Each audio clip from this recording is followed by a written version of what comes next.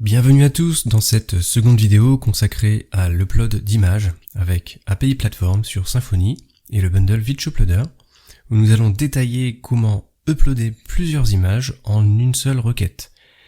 Alors aussi, j'ai décidé de ne pas reprendre le code précédent concernant l'upload d'une seule image, donc vous verrez certainement des choses identiques, mais comme ça ce sera clair pour tout le monde.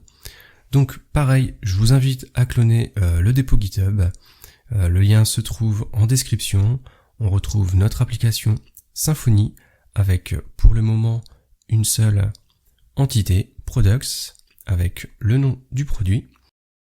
J'utilise une base de données SQLite et le client API Postman. Allez, c'est parti, donc on installe les dépendances.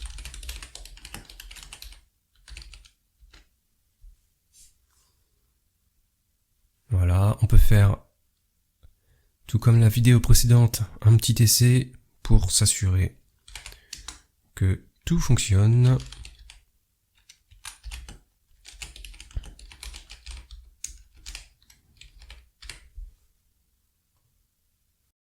Ok, c'est parfait, on a notre produit en base de données, c'est parfait. Hop, je vais le supprimer. Voilà, donc on va installer maintenant le bundle Vitch Uploader. On récupère dans la doc le lien.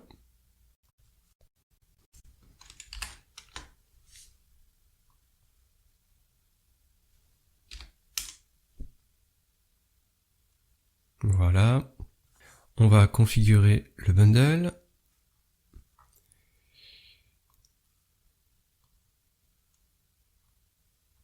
Donc là, on va récupérer le code.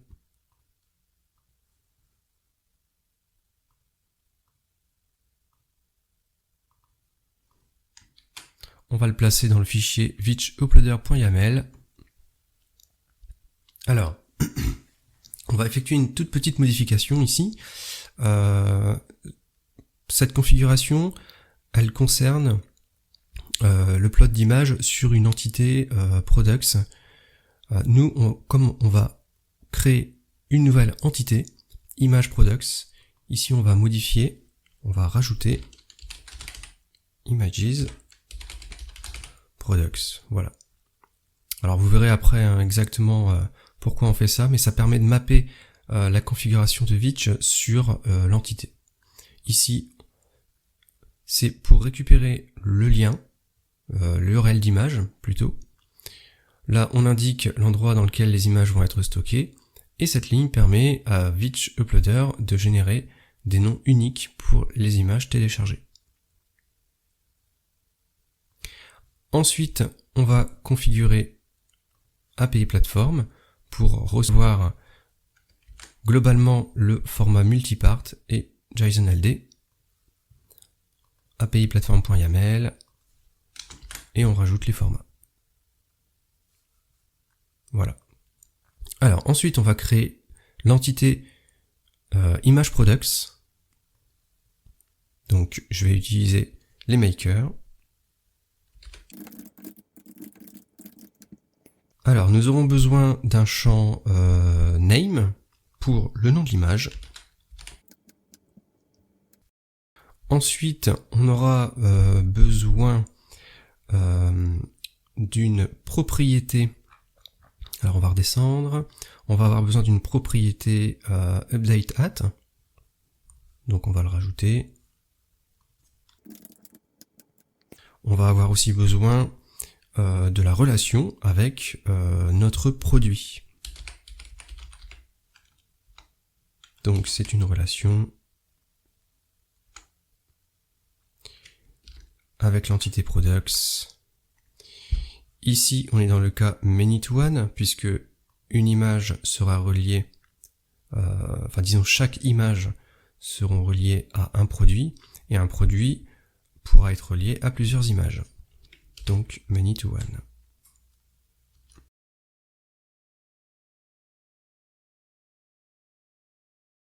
Alors, on retourne dans la documentation de Vitch. Ici pour, alors ça c'est pour une entité products, mais on va reprendre en fait le principe. On aura besoin d'une propriété updateAt, on vient de la rajouter. Donc la propriété updateAt elle est indispensable. Elle permet, elle sert à informer Doctrine des modifications apportées au fichier. Ensuite, on va avoir besoin de image name, c'est-à-dire enfin le nom de l'image. On l'a fait. Voilà. On va avoir besoin d'une propriété image file. Elle va nous permettre de stocker l'objet uploadé après la soumission. On va le rajouter ici. Alors on va effectuer quelques petites modifications. Déjà on va importer file de HTTP Foundation. Ici le mapping ne se fait pas sur l'entité products mais sur image products, c'est-à-dire ce que l'on a indiqué exactement ici. Donc on va le modifier. La propriété qui va recevoir le nom de l'image, ce sera name. Hop, on le change. Et ça, nous n'en avons pas besoin. Alors normalement, au niveau des propriétés, je n'ai rien oublié.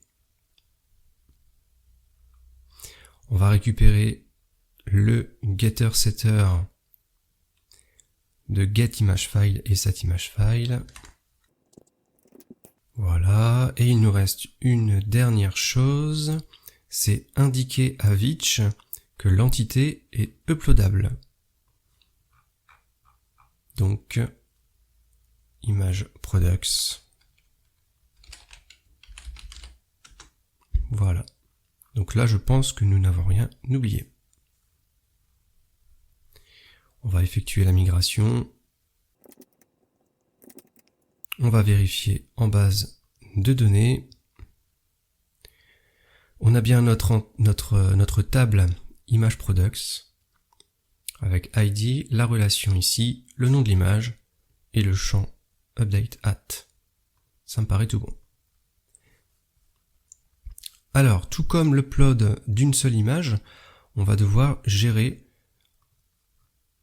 donc le processus de désérialisation en implémentant un décodeur qui va nous permettre de transformer l'objet, les données en tableau PHP et un dénormaliseur qui va nous permettre de transformer le tableau PHP en objet. Donc là, encore une fois, on récupère le tout dans la documentation de API Platform. On récupère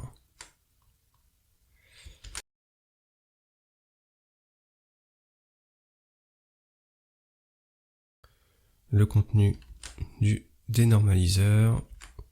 Ok. Alors, tout comme l'upload d'une seule image, on va modifier le décodeur. Dans cette configuration, ça ne va pas fonctionner parce que ici, on a la documentation d'API Platform propose de boucler les données pour décoder.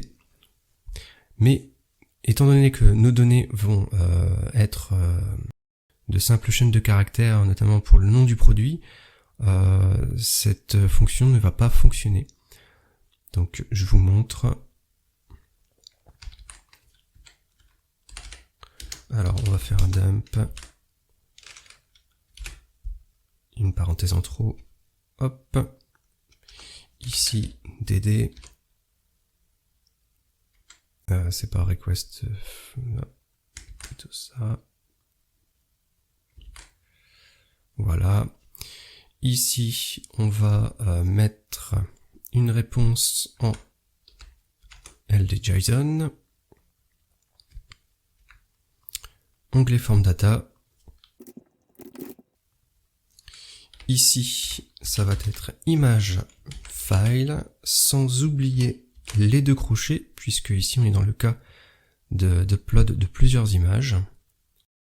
On va sélectionner les deux images. Ça, je vais le commenter.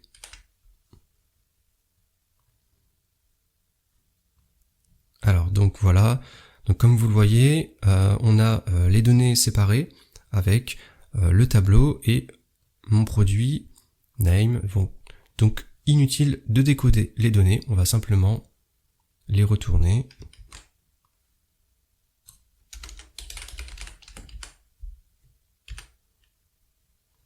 Voilà, comme ceci. Donc le décodeur sert surtout de passerelle pour extraire et comment dire, assembler les paramètres. Concernant le dénormaliseur, il va permettre de vérifier si les données sont des instances de la classe file. On va continuer. On va structurer les données entrantes. Donc pour ça, on va créer un DTO d'entrée. Donc hop, ça je le ferme. On va créer le DTO dans API ressources. On va créer une classe. On va avoir besoin donc on va initialiser un construct. Voilà. Et donc on va recevoir un nom de produit et on va recevoir un tableau d'images. Voilà, donc c'est un DTO très basique, mais au moins on pourra structurer les données entrantes avec le nom de l'image, le nom du produit, pardon, et le nom de l'image. Alors bien sûr, on pourrait, je vous incite à le faire, hein, ajouter les validations. Bon là, on va pas le faire pour gagner du temps. Aussitôt, je vais ajouter à l'entité product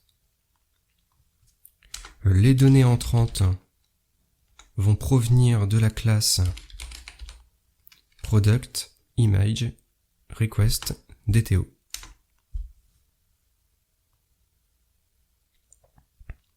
Ensuite, on va créer un processeur personnalisé pour pouvoir effectuer toute la logique métier. Donc, je vais créer un processeur avec les makers.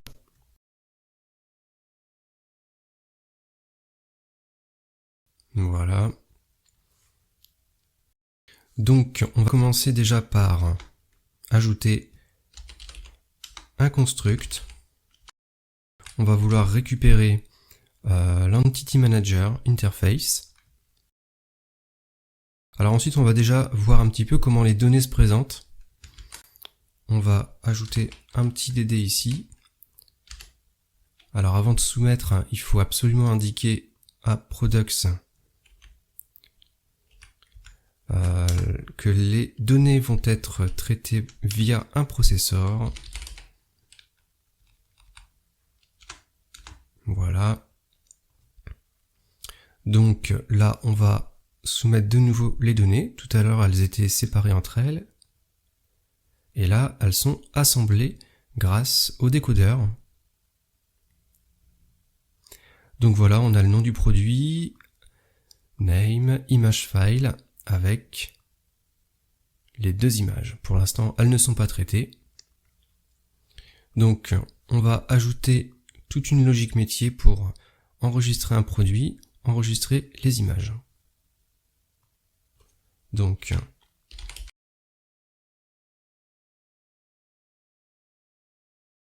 ensuite, on va devoir boucler sur les images afin d'instancier la classe ImageProducts et créer les images.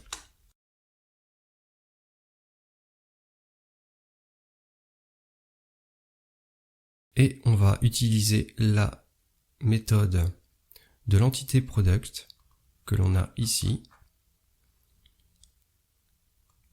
Elle va nous permettre d'ajouter directement l'objet de l'image. Ensuite, on va persister les données et on flush. Alors pour l'instant, je n'ai pas construit la réponse. Donc pour ça, on va devoir créer un DTO de réponse. Donc on va le faire tout de suite. Alors mes DTO ils sont ici. Je vais simplement copier le DTO. Voilà. La structure reste la même, du moins pour le moment, parce qu'après on va rajouter les URL d'images. Donc ici on va récupérer toutes les images enregistrées en fonction du produit. On va boucler dessus. Et là on va initialiser un tableau d'images. Ensuite, on va envoyer toutes ces données au DTO de réponse.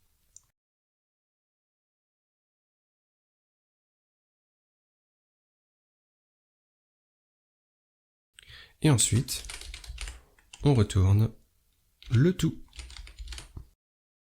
Alors là, oui, j'ai dû, effectivement, là, le DTO renvoie void, on va changer ça pour qu'il renvoie. Voilà, parfait. On va faire un petit essai.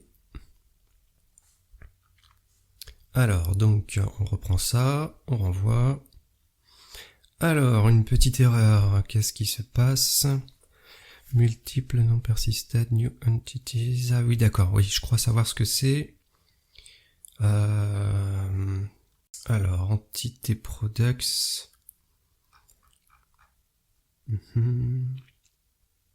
Oui, c'est ça, c'est la propriété image products. J'ai oublié d'ajouter cascade persiste. Voilà, je recommence. Encore une petite erreur.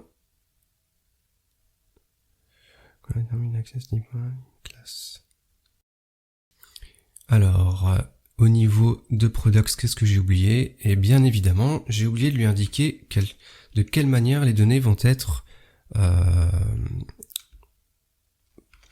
envoyées au front. Donc output,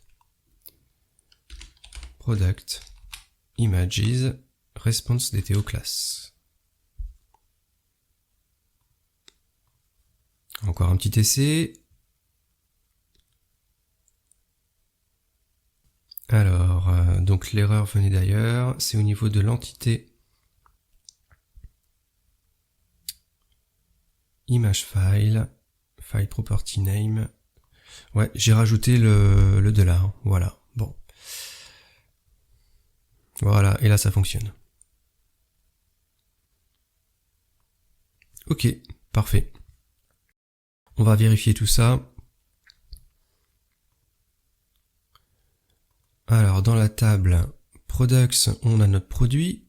Dans la table Image Products, on a bien nos deux images enregistrées. Et au niveau du serveur, voilà, donc là j'ai certainement, j'ai pas de doublon, hein, j'ai certainement fait des tests. On va le refaire. On va tout supprimer. Pareil pour Products. On recommence. On actualise.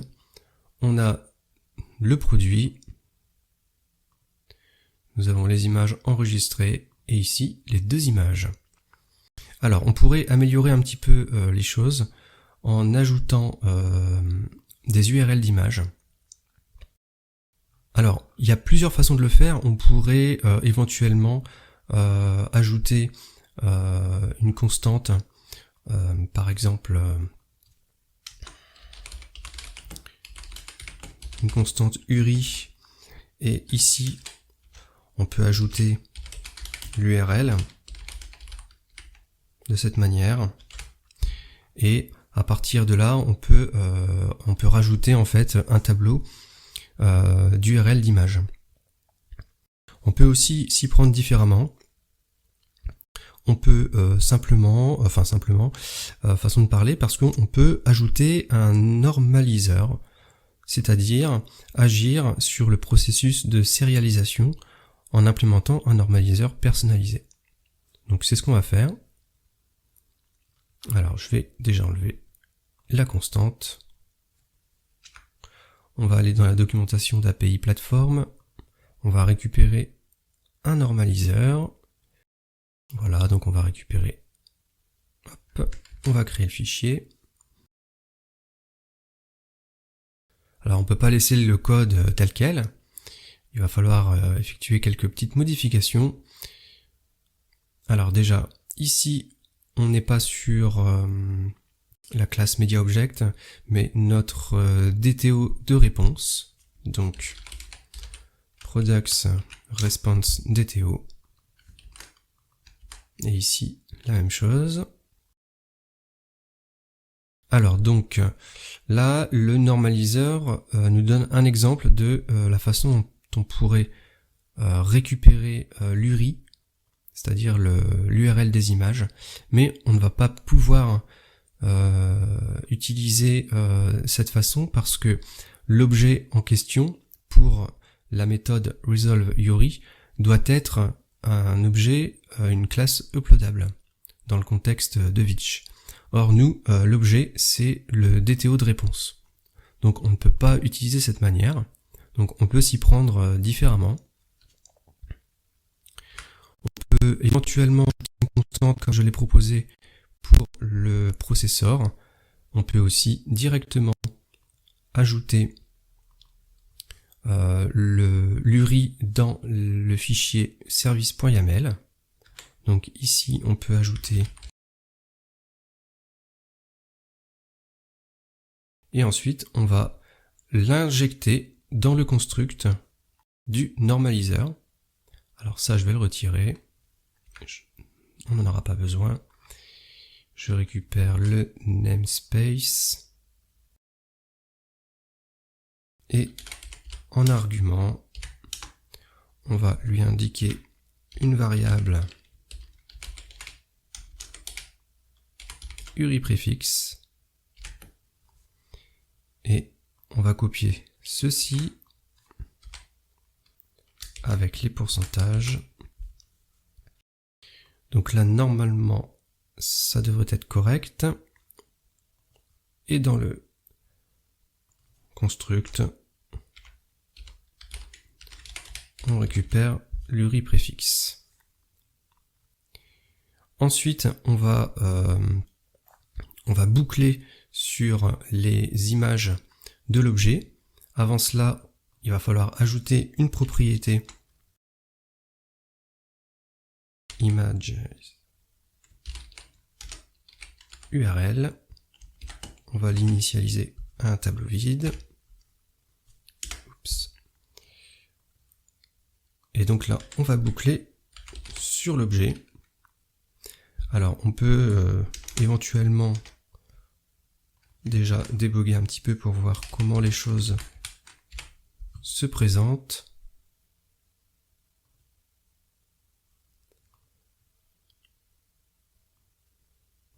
Voilà, donc on a bien les images, on a bien le nom des images ici, et donc on va rajouter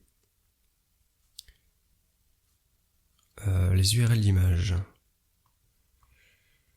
Alors par contre, j'ai fait une petite erreur, je me rends compte, j'ai ajouté image URL dans le DTO de requête, donc je vais tout de suite corriger cela.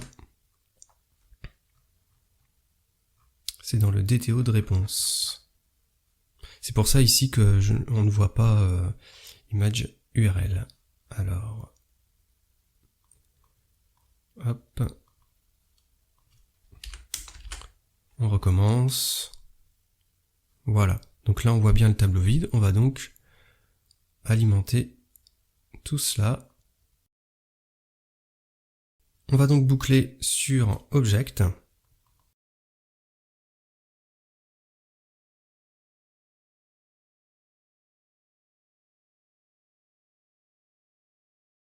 Alors déjà, ce que j'ai pas fait, c'est private read-only string. Voilà, et là, ça va beaucoup mieux fonctionner.